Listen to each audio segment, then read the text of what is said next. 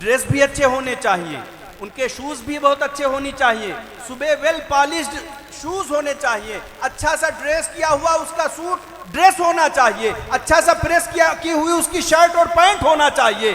क्या यही जज्बा आपको उस वक्त होता है जब बच्चे को मदरसा कुरान पाक पढ़ने के लिए भेजते हैं? क्या यही जज्बा आपको उस वक्त होता है जब बच्चे को मोहल्ले के इमाम साहब के पास कुरान अजीम को पढ़ने के लिए भेजते हैं?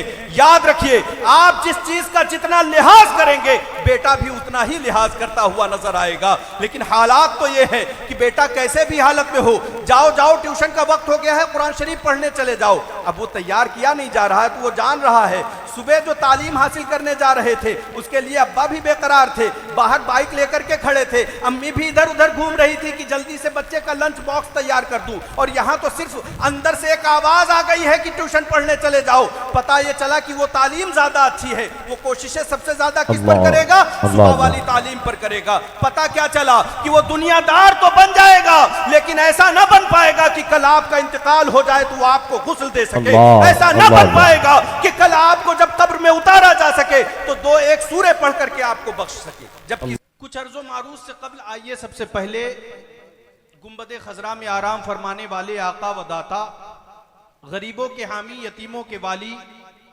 जनाब अहमद मुश्तबा मोहम्मद मुस्तफ़ा अरवाहुना फिदा सल्लल्लाहु ताला अलैहि वसल्लम की बारगाह में बावाज़े बुलंद दुरूद पाक पढ़ें। अल्लाहुम्मा सल्ली अला सय्यदना शफीअना मौलाना मुहम्मद व बारिक वसल्लिम सलातुम व सलामुन अलैका या रसूल अल्लाह सल्लल्लाहु ताला अलैहि वसल्लम। काबिल मुबारकबाद हैं जनाब मोहम्मद जफीर साहब और उनके घर के दीगर अफराद जिन्होंने इस मुबारक मौके पर अकीके की तकरीब से पहले नबी अकरम सल्लल्लाहु अलैहि वसल्लम के मीलाद की महफिल सजाई, रचाई और बसाई। अल्लाह रब्बुल इज्जत की बारगाह में दुआ है कि परवरदिगार अपने प्यारे हबीब के सदक़े से इस महफिल को कबूल फरमा ले, मेरा और आपका यहाँ आना कबूल फरमा ले। आमीन। खुतबा मसनूना के बाद मैंने आयत करीमा तिलावत की थी, वबिल वालिदैनी इहसाना, यानी अपने माँ बाप के साथ हुस्ने सुलूक करो, एहसान करो, उनके साथ अच्छा मुआमला करो। अल्लाह रब्बुल इज्जत कुरान अजीम में फरमाता है। सरकार आला हजरत इमाम अहमद रजा खान कुतुब ज़मान अलैहि रहमतु व रिदवान इरशाद फरमाते हैं, दिन लहू में खोना तुझे, शब नींद भर सोना तुझे, शर्मे नबी खौफे खुदा, ये भी नहीं वो भी नहीं, वो भी नहीं। ये बेशक इस दौर के जो मुसलमान हैं उनके ऊपर शेर खरा उतरता है कि दिन लहू में खोना तुझे, लहू मतलब खेल कूद, तो दिन खेल कूद में खो देना है और रात लंबी नींद सोना है। न शर्मे नबी है न खौफे खुदा है। अल्लाह। दिन लहू में खोना तुझे, शब नींद भर सोना तुझे, शर्मे नबी खौफे खुदा, ये भी नहीं वो भी नहीं। और कोयल ने गुल उनको कहा, कुमरी ने सर्वे जा फिजा, हैरत ने झुंझला कर कहा, ये भी नहीं वो भी नहीं। बेशक बेशक। और डर था मेरे इसियां की सजा, अल्लाह अल्लाह, अब होगी या रोजे जजा, दी उनकी रहमत ने सदा, ये भी नहीं वो भी नहीं। वो भी नहीं। फिर से एक बार बुलंद आवाज से दुरूद पाक पढ़ें। अल्लाहुम्मा सल्ली अला सय्यदना शफीअना मौलाना मुहम्मद व बारिक वसल्लिम सलातुम व सलामुन अलैका या रसूल अल्लाह सल्लल्लाहु ताला अलैहि वसल्लम। रोज़े अव्वल से जब हजरत आदम इस जमीन पर उतारे गए तब से लेकर के अब तक के इंसानों की पैदाइश और उनके इंतकाल का मामला होता रहा। दुनिया में बेशुमार लोग पैदा हुए, बादशाह भी पैदा हुए, मजदूर भी पैदा हुए, ऑफिसर रैंक के लोग भी पैदा हुए, गोरे भी पैदा हुए, काले भी पैदा हुए, पस्त कद और लंबे लोग भी पैदा हुए, जिनको एक दूसरे में बहुत सारी चीजों में इख्तिलाफ था, इख्तिलाफ है, इख्तिलाफ होता रहेगा, लेकिन मौत एक ऐसी हकीकत है जिसमें किसी को इख्तिलाफ नहीं। किसी भी मजहब का मानने वाला हो वो यकीन रखता है कि मरना है। किसी भी मजहब का मानने वाला हो वो ये जानता है कि हाँ एक दिन इस दुनिया को छोड़ करके चले जाना है। और ये वक्त का अजीब अलमिया है, जो सबसे बड़ी सच्चाई है हम उससे सबसे ज्यादा गाफिल नजर आ रहे हैं। हमारा बच्चा, आपका बच्चा, किसी का भी बच्चा हो, पैदा होते ही हम ख्वाब देखने लगते हैं कल ये बड़ा हो जाएगा, हाई स्कूल कर लेगा, इंटर कर लेगा, आला डिग्री जब हासिल कर लेगा उसके बाद इसकी शादी करूंगा, एक बहू लेकर आऊंगा, फिर उसके बच्चे होंगे जिन्हें खिलाऊंगा, जिन्हें पिलाऊंगा, जिन्हें पास बिठाकर पास लिटाकर कहानियां सुनाऊंगा। ये सारा का सारा उसी वक्त तय हो जाता है जब किसी के घर में बच्चा पैदा होता है। लेकिन क्या कोई दावे से कह सकता है कि इस बच्चे के जवान होते तक मैं जिंदा रहूंगा? क्या कोई दावे से कह सकता है कि इस बच्चे के इंटर तक पहुंचेगा तब तक मैं जिंदा रहूंगा? नहीं, कोई दावा नहीं कर सकता। सिर्फ उम्मीद है, उम्मीद पर दुनिया कायम है। तो जिसकी उम्मीद है उसके लिए सुबह से लेकर के शाम तक मुसलसल कद्दोकाविश करते रहते हैं, और जिस पर यकीन है उसकी कोई तवज्जो नहीं देते, उसकी कोई खातिर नहीं करते, उसका कोई इंतजाम नहीं करते। ये इस वक्त हमारा हाल है। अल्लाह अल्लाह। बच्चे पैदा होते हैं, हर माँ बाप की ख्वाहिश होती है कि मेरा बच्चा होनहार बने, अच्छा बने, खुशहाल बने। लेकिन आप अपने सीने पर तसल्ली का हाथ रखो। बहुत ज्यादा रील देखते हैं, व्हाट्सएप, ट्विटर, यूट्यूब सब में लगे रहते हैं, लेकिन कभी यह ख्वाहिश पैदा होती है कि मेरा बच्चा बड़ा तो हो रहा है, क्या उस अंदाज में बड़ा हो रहा है जिस अंदाज में शरीयत इस्लामिया ने बड़ा करने का हुक्म दिया है? क्या हम अपने बच्चे के जवान होने, नौजवान होने पर गौर व फिक्र करते हैं कि ये मेरा बच्चा मेरे इंतकाल के बाद इस लायक है कि नहीं है कि मेरी कब्र पर 2 आयत पढ़ करके मेरे लिए बख्श दे?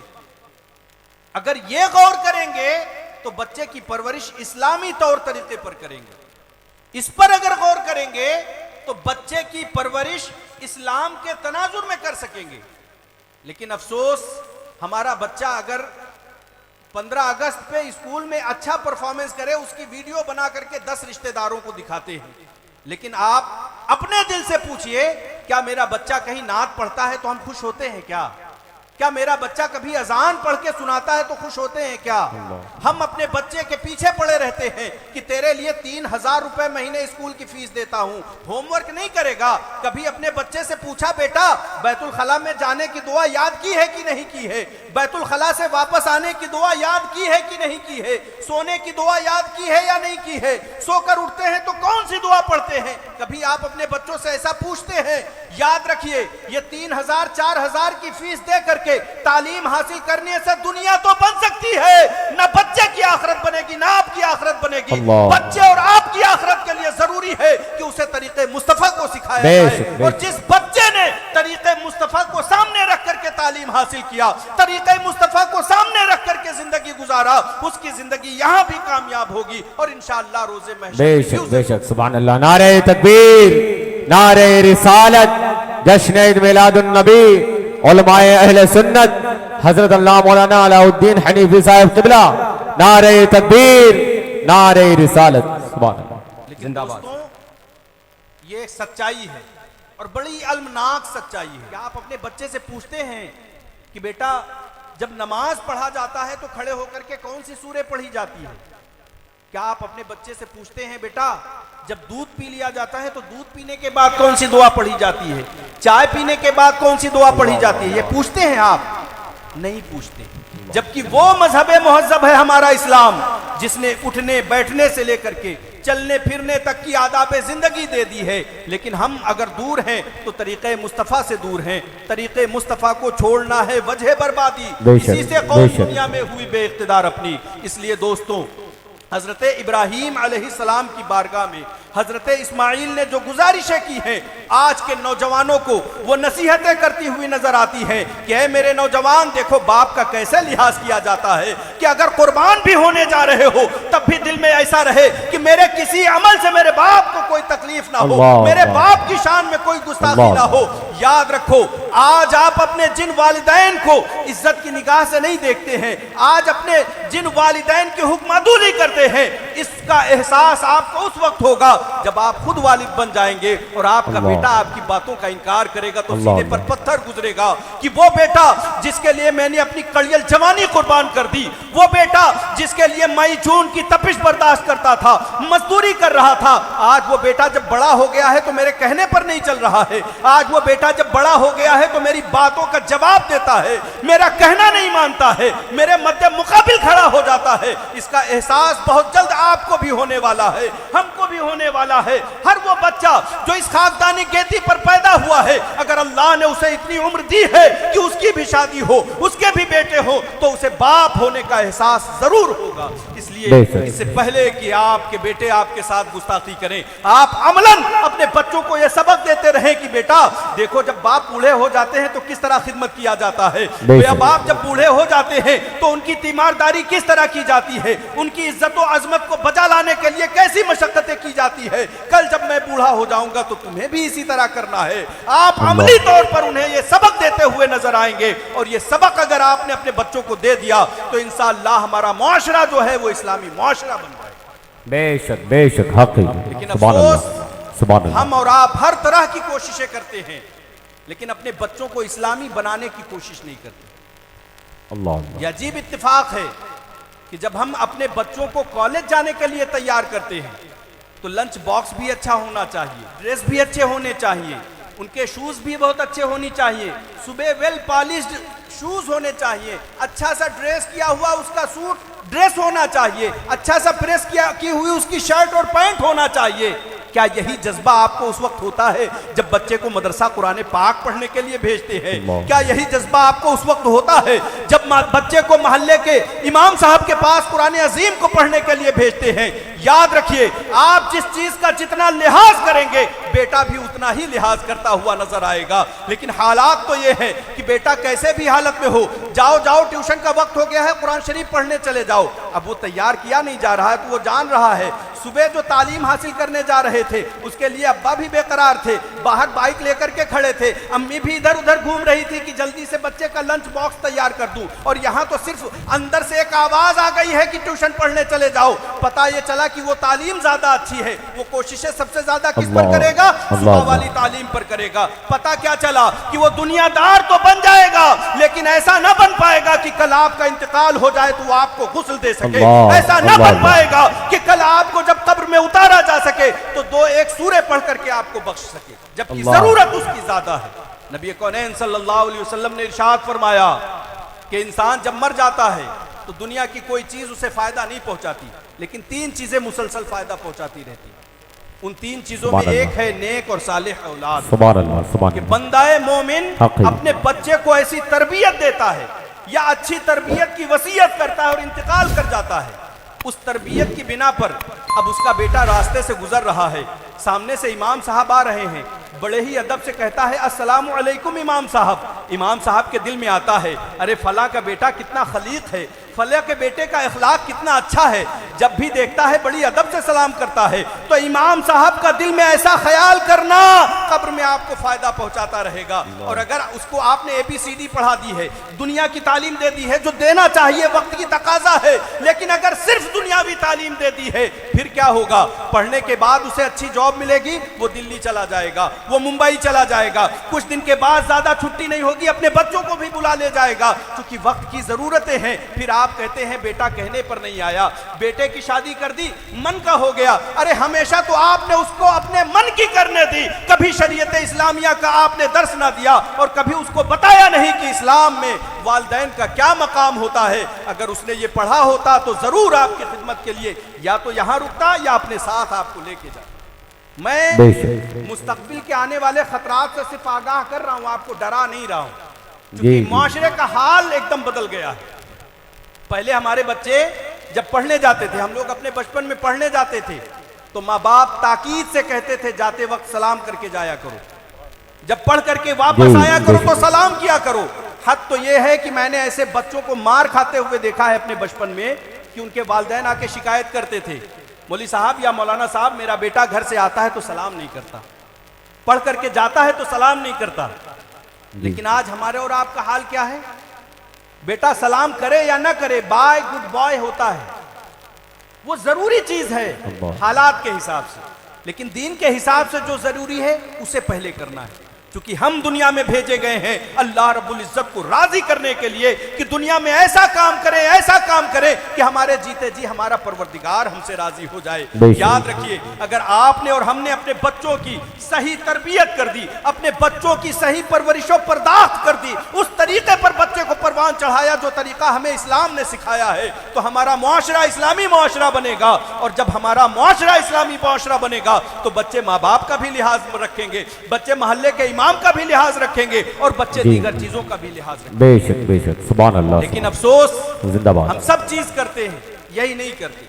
अगर आपको इतनी बातें समझ में आ जाएं तो मैं समझता हूं ये जो 10-15 मिनट से मैं बोल रहा हूं हमारा मकसद तय हो जाए। जी बेशक। आपको चाहिए कि अगर आपको दुआएं नहीं याद हैं, खाने पीने की दुआ नहीं याद है, तो अपने बच्चे से कहो बेटा आप भी याद करो, मैं भी याद करता हूं, आप मौलवी साहब से याद करो, और आप जब घर आ जाओ तो मैं आपसे याद करूंगा।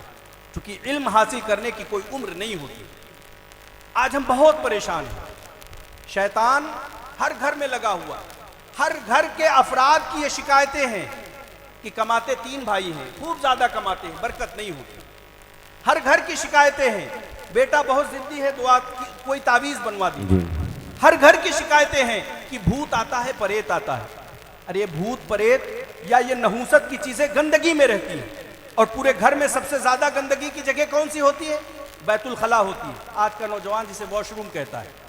अब आप और हम उसमें नंगे सर जाते हैं, पहले से दुआ पढ़ते नहीं हैं, वो हम पर हमला करता है, हमारे घर की बरकतें भी ले जाता है, हमें बीमार भी करता है। बेशक। लेकिन अगर आप बैतुल खला में जाने से पहले दुआ पढ़ लें, अल्लाहुम्मा इन्नी अऊज़ु बिका मिनल खुबुस वल खबाइस, बेशक अल्लाह तबारक व तआला अपने करम से आपको शैतान के मकरो फरेब और शर से महफूज रखे। सिर्फ इतना पढ़ लेना है, किसी के पास जाने की जरूरत नहीं है, दुआ कराने या तावीज लिखाने की जरूरत नहीं है। आप जब भी कोई काम करें सुन्नतों भरा करते रहें। अपने बच्चों से भी पूछा करें, बेटा आज खाना आप खा रहे हो, खाने से पहले बिस्मिल्लाह किया था कि नहीं किया था? आप में से हर शख्स जो बाप है अपने दिल से पूछे कि लास्ट टाइम उसने अपने बेटे से कब पूछा था कि बेटा खाने से पहले बिस्मिल्लाह किया था कि नहीं किया था, पानी पीने से पहले बिस्मिल्लाह किया था कि नहीं किया था। हमें लगता है 2-4 को छोड़ करके शायद किसी को याद ही ना हो कि हाँ हमने अपने बेटों से कभी ऐसे सवाल किए।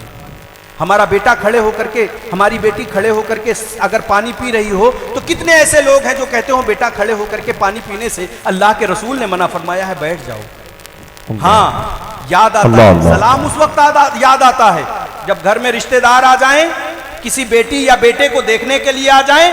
फिर तो जब छोटा बच्चा आएगा, सलाम करो खाला आई है, सलाम करो खालू आए हैं, क्या उसी वक्त सलाम जरूरी है?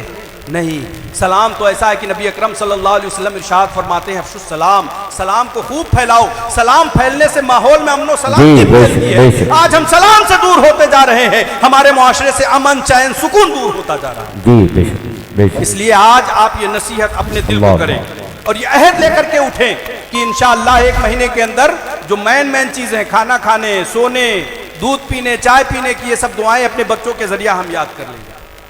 अगर आप इस तरह से कहेंगे तो बच्चा भी मौलवी साहब से बहुत अच्छे से याद करके आएगा कि अब्बू को याद कराना है, अम्मी को याद कराना है। उस बच्चे के अंदर भी जज्बा पैदा होगा, आपके तो दोनों काम हो जाएंगे, आपके दोनों हाथ में लड्डू हो जाएगा। यानी आप एक तो खुद दुआएं सीख लेंगे, दूसरा आपकी इस कद्दो काविश की वजह से आपके बेटे को भी दुआएं याद हो जाएंगी, आपकी बेटी को भी दुआएं याद हो जाएंगी।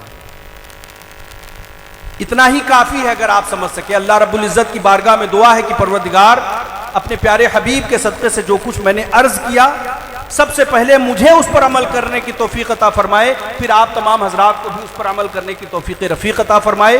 बोलने में जो भी गलतियाँ हुई हों अल्लाह अपने प्यारे हबीब के सदक़े मुआफ़ फरमाए। अस्तग़फिरुल्लाह रब्बी मिन कुल्लि ज़ंबिन व अतूबु इलैह व मा अलैना इल्लल बलाग़। अस्सलामु अलैकुम व रहमतुल्लाहि तआला व बरकातुहू।